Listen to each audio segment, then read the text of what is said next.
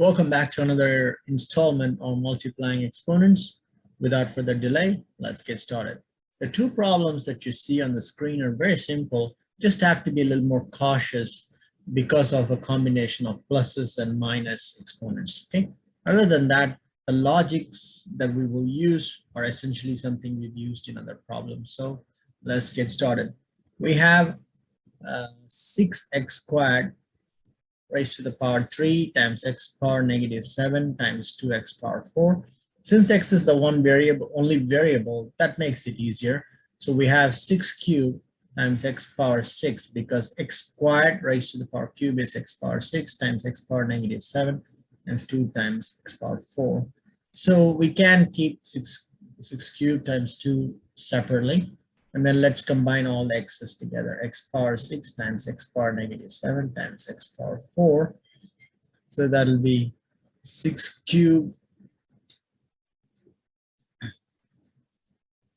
times 2. This is 432. Okay. And the bracket, we have a power m times a power n times a power x is a power m plus n plus x. We've done numerous problems this way. So x power 6 minus 7 plus 4. So it'll be 432. X power negative 1 plus 4 is plus 3, so x cubed. So the final answer is 432 x cubed. A very simple problem. The second one, again, you have to do some conversions and also have to be very cognizant on when you're working with a ratio involving an exponent, okay? So it's about being cautious is the only thing that is difficult. Otherwise, the problem is straightforward. So let's work the numerator first. So we have this, right? I'm only focusing on the numerator for now. We have to convert the 9 into a 3. 9 is nothing but 3 times 3, which is 3 squared. So if I do 3 cubed minus 3 squared power 5, which is same as 3 cubed minus 3 power 10, and because 3 is a constant factor, we can take 3 power 10 out, which is 3 cubed minus 1, which is 3 power 10 times 26. Let's keep that, okay? Because 27, right, minus 1 is 26. Now let's come back to the denominator. We have, did I do my math right? Let me make sure because I don't want to have to come back. Okay, cube, yeah, 27 minus 1 is 26. Oh, I did the base right. Okay, 1 over 27 raised to the power negative 3, right? This is in the denominator. Let's for now assume it to be 1. So if you take it to the numerator, that'll be, actually you can do this as, so it'll be 1 power 27 cube, right? It's positive now, right? If you multiply it.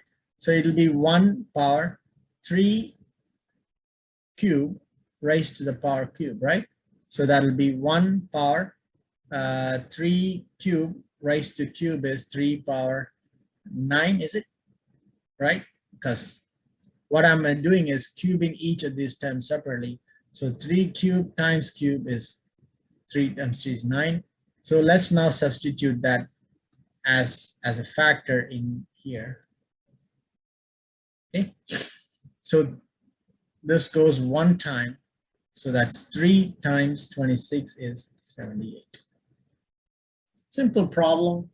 But like I said, in both problems, because we have positive and negative exponents, we just have to be careful working with positive. And the second one in particular also has a ratio involving an exponent. So you have to be double cautious.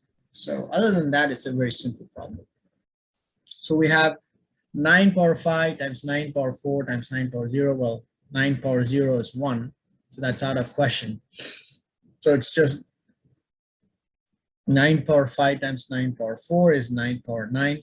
And that's the answer.